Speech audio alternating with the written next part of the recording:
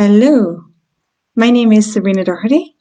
Today I'm talking about how to defend yourself in meetings, how to make your arguments and defend your arguments in meetings. So it's really important if you have to do meetings in English to be able to defend your arguments that you're making or defend the things that you're saying. And this is possibly one of the more difficult things to do in English, so it's quite important. So this is taken from our course, Managing Meetings, that's coming up now in February, so I hope these expressions are useful. Let's get started.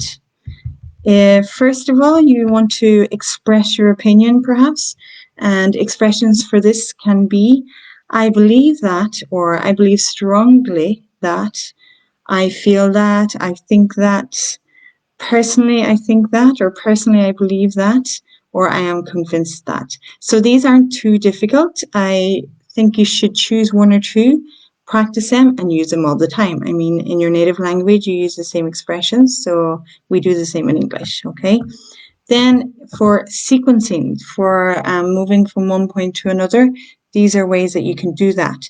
You could say, for example, and it's the easiest way is, firstly, I think that, then number two, and then finally, okay? So you can say those. They're quite easy to remember. Or you could say, the first thing the first thing we should consider is, and then the verb is an ing. The first thing we should consider doing is, for example. Or here the example is, the first thing we should consider is changing the date, for example. Okay, so those are examples for sequencing. And then if you want to provide some arguments or provide supporting arguments, we have expressions such as what's more or furthermore. These mean the same thing. You can use them interchangeably. Examples could be, we can finish it in a week. What's more, the cost is 50% less than the other way of doing it, for example. Or furthermore, the cost is 50% less. So choose which one you like, use them interchangeably, okay? You could also say, for example, as well as with the verb in ing. So if you want to give more reasons or give more arguments for something, you could say, as well as being a great idea, it's also much more cost effective. Or as well as being easily available, it's also user-friendly, for example, you know. And then another one to use, but it's quite difficult, it's an inversion, so be careful with it. Use it if you're comfortable. You could say not only, but also. So as I say, it's an inversion, so be careful. Not only is it a good idea, but it's also cost effective. Or not only do we have to get up early to go to the conference, but we also have to book the hotel, for example.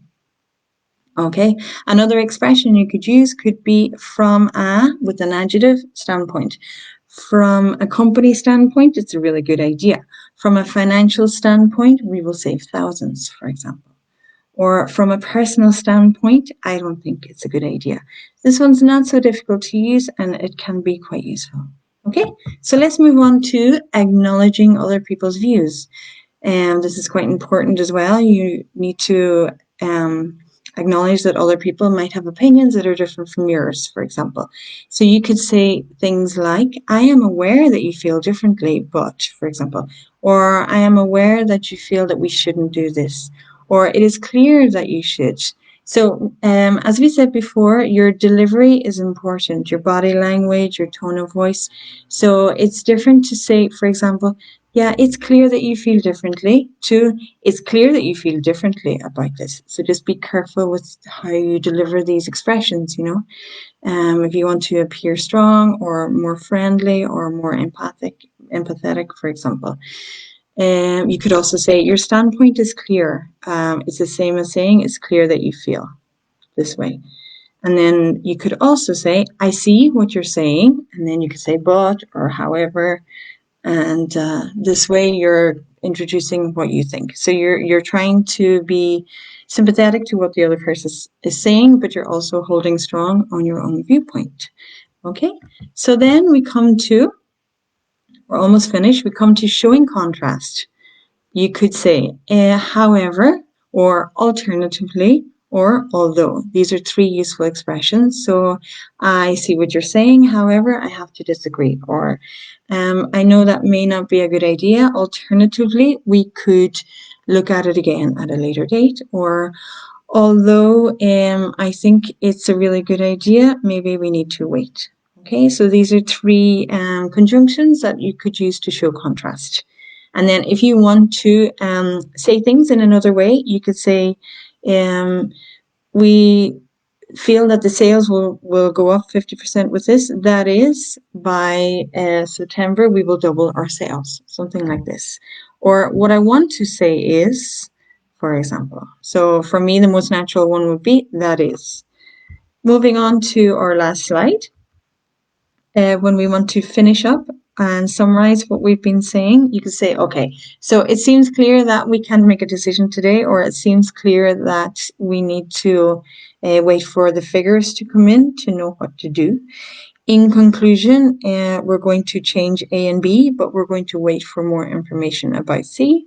Or, for example, all things considered, today was a really useful meeting. We made some good decisions, for example.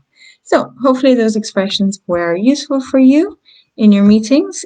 Practice them, choose the ones that you like the best, and see you tomorrow for more.